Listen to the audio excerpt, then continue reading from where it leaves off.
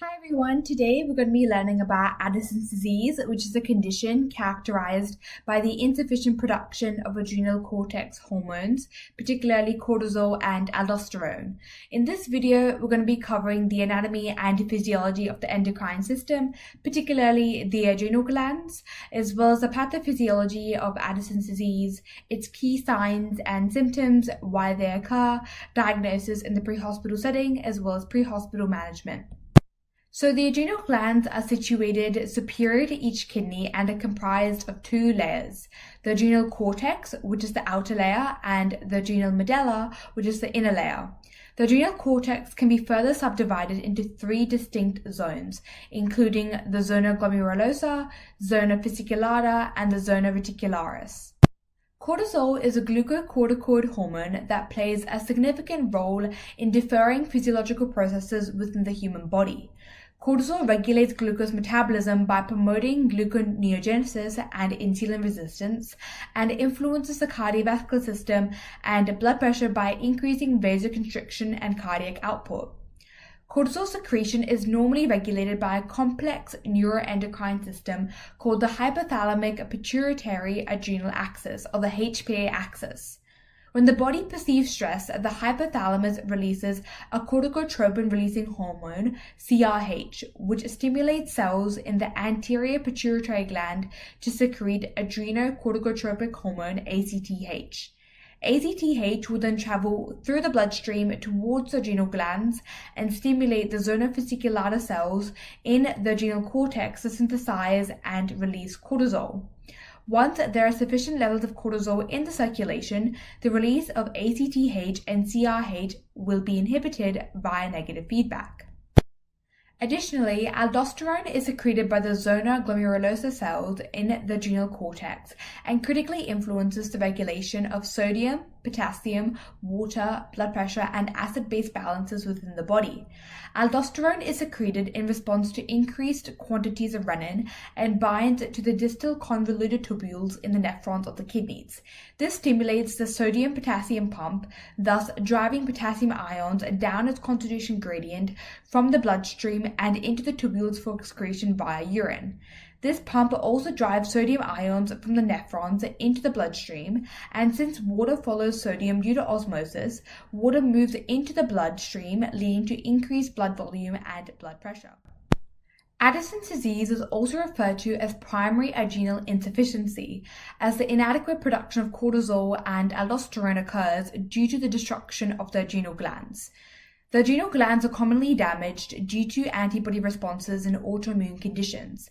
However, tuberculosis, systemic fungal infections, AIDS, metastases, congenital adrenal hyperplasia, bilateral adrenal hemorrhage, bilateral adrenalectomy, and adrenomyeloneuropathy or adrenoleukodystrophy, which are genetic disorders causing motor and adrenal dysfunction, can also cause Addison's disease.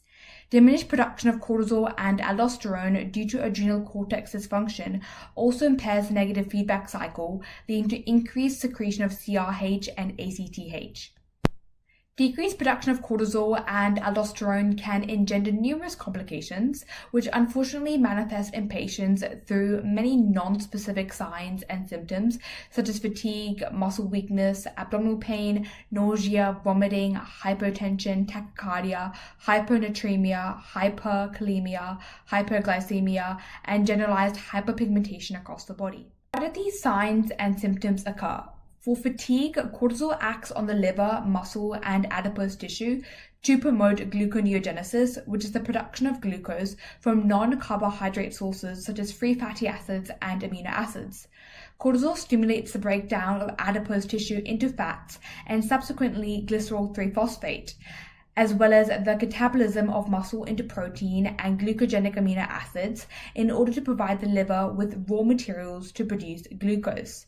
Therefore, reduced cortisol levels will impair glucose synthesis and the ATP production necessitated for cognitive functioning, leading to fatigue. Hyperkalemia minimizes the transmembrane gradient between the intracellular and extracellular regions, resulting in partial depolarization of neuronal cells and inactivation of voltage-gated sodium channels. Consequently, neuronal axons are refractory to excitation and the propagation of action potentials are impaired, resulting in decreased conduction velocities and muscle weakness. Abdominal pain, nausea, and vomiting are also believed to derive from the reduction in cortisol and aldosterone levels. However, the exact mechanisms behind these symptoms are unknown.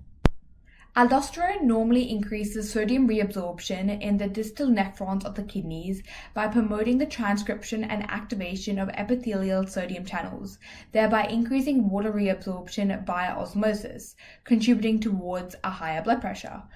Hence, lower aldosterone levels results in increased sodium and water loss in urine and a reduction in blood volume and blood pressure, thus engendering hypotension and hyponatremia. Lower cortisol levels also minimize vascular responsiveness to noradrenaline and adrenaline, resulting in lower vasoconstriction and reduced blood pressure. Hypertension results in impaired organ perfusion, leading to compensatory tachycardia in an attempt to increase cardiac output and organ perfusion. Since aldosterone is responsible for regulating the secretion of potassium from the kidneys, decreased aldosterone levels result in potassium retention and hyperkalemia. This can be detected on ECG waves through tall, peaked T waves and shortened QT intervals, which can eventually be followed by an elongated PR interval and loss of P waves. Reduced cortisol levels result in decreased gluconeogenesis by the liver and increased glucose uptake in skeletal muscle and adipocytes via reduced insulin resistance within these tissues, leading to decreased blood glucose levels or hypoglycemia. Excess ACTH release due to lack of negative feedback leads to increased stimulation of the melanocortin-1 receptor on the keratinocytes, which are the epidermal cells in the skin, resulting in increased melanin production and generalized hyperpigmentation, particularly on sun-exposed areas and joints like the elbows, knees, and knuckles. In the pre-hospital setting, a definitive diagnosis of Addison's disease cannot be provided to patients, as CT scans and laboratory testing is often required to assess low cortisol and aldosterone levels in response to ACTH stimulation. However, paramedics can suspect Addison's disease based on the patient's history, symptoms, and clinical observations. Individuals with Addison's disease often have established management plans involving daily steroidal replacement drugs such as prednisolone, hydrocortisone, cortisone acetate, dexamethasone, or methylprednisolone to compensate for the naturally decreased production of glucocorticoids. However, long-term usage of glucocorticoids will elevate patients' glucocorticoid levels, leading to decreased ACTH secretion via negative feedback. Since patients with Addison's disease already don't produce sufficient cortisol, even with the ACTH stimulation due to their damaged adrenal cortex, decreased ACTH stimulation would just further minimize the quantity of cortisol naturally secreted by their adrenal cortex. Consequently, when there is an increase in psychological or physical stress, acute illness, or cessation of steroidal medications, there is insufficient glucocorticoids present to meet the body's demands, leading to an adrenal crisis.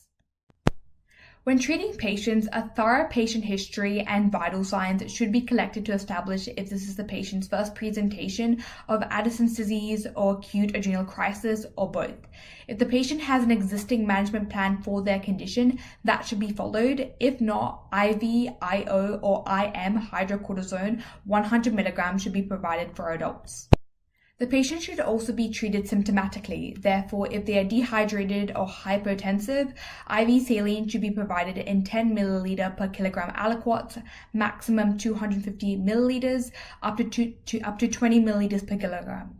If the patient is hypoglycemic, this can be managed by either utilizing oral carbohydrates or glucose 15 grams if their GCS is appropriate, or IM glucagon 1 milligram, or IV or IO glucose 10%, whichever is appropriate for the patient. Moreover, if the patient is experiencing nausea and or vomiting, ondansetron 4 milligrams, either tablet, IM, or IV can be provided, whichever is suitable for them, and droperidol 250 to 500 mics IV can also be considered. If hyperkalemia is suspected through ECG modifications, consultation can also be made regarding the use of nebulized salbutamol for decreasing potassium levels. The patient should also be transported to hospital as well.